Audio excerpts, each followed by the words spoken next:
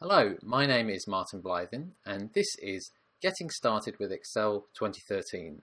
Before we delve into the lessons, I'd like to give you a quick introduction to the course and a little bit about myself first. So in this course you are going to learn, first of all, a short background of Excel and what you can do with it, some basic Excel terminology. We're going to look at how you can work with cells, rows, columns and sheets in Excel. How to navigate all the menus in Excel 2013. At this stage you won't know what all the buttons do, but I want to give you an overview of how to find your way around the menu system.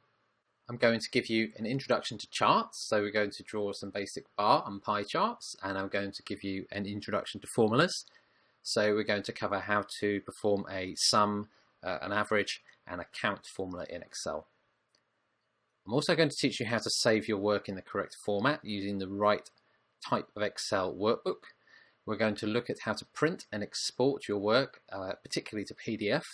I want to take you over some basic best practice principles that will put you in really good stead for when you use Excel going forwards.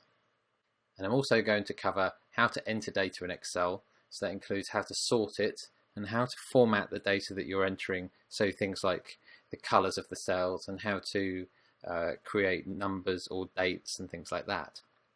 And finally, we're going to cover some keyboard shortcuts. That's going to help you speed up your use of Excel, and I've also included in the course material a great shortcut cheat sheet which you can download and have at your desk. So a little bit of background about myself. I've been working in banking and consulting since around 2005 in the UK, in London and in Edinburgh, and predominantly most of my work has been based around process improvement and management reporting. And what that's given me is a great grounding in pretty much every version of Excel and pretty much every functionality that's available in Excel. And I've also built up a range of sort of best practice principles that I try to use in all my work.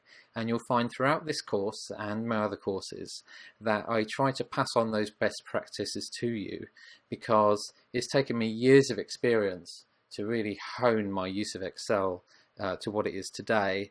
And I think that it's quite easy for me to pass that information on to you. I think you'll get some great benefits from it.